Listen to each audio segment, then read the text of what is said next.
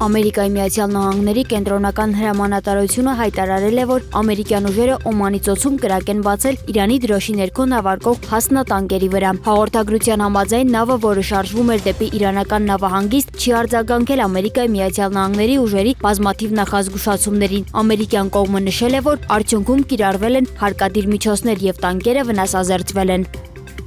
Ֆրանսիայի նախագահ Էմանուել Մակրոնը հայտարարել է, որ կրկին հեռախոսազրույց է ունեցել Իրանի նախագահ Մասուդ Փեզեշքյանի հետ, քննարկելով Հորմուզի նեղուցով ազատ նավարկության ապահովման հարցը։ Մակրոնը նշել է, որ Թեհրանին առաջարկել է դիտարկել Ֆրանսիայի եւ Մեծ Բրիտանիայի նախաձեռնությունը միջազգային առաքելություն ստեղծելու վերաբերյալ, որը կապահովի անվտանգ անցումը նեղուցով։ Ֆրանսիայի առաջնորդը հավելել է, որ մտադիր է այդ հարցը քննարկել նաեւ Դոնալդ Թրամփի հետ։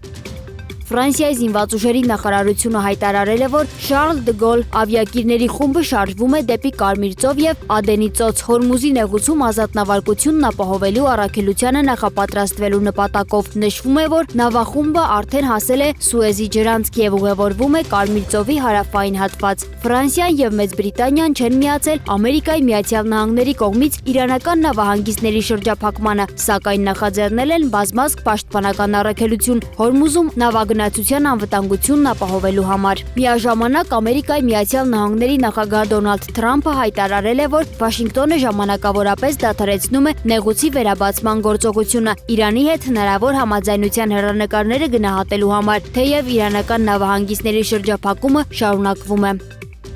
Ամերիկայի Միացյալ Նահանգների նախագահ Դոնալդ Թրամփը հայտարարել է, որ Իրանի հետ հակամարտությունը կարող է շուտով ավարտվել, քանի որ կողմերը փորձում են համաձայնության հասնել Հորմուզի նեղուցի եւ Թեհրանի միջուկային ծրագրերի շուրջ։ Վաշինգտոնը վերջին օրերին շատ լավ բանակցություններ է վարել Թեհրանի հետ։ Axios-ի եւ Reuters-ի տեղեկություններով Ամերիկայի Միացյալ Նահանգներն ու Իրանը մոտ են հուշագրի համաձայնեցմանը, որով Թեհրանը կարող է հրաժարվել ուրանի հարստացումից, իսկ Ամերիկայի Միացյալ Նահանգները վերացնել մի շարք պատժամիջոցներ եւ ապաշրջափակել իրանական միջոցները։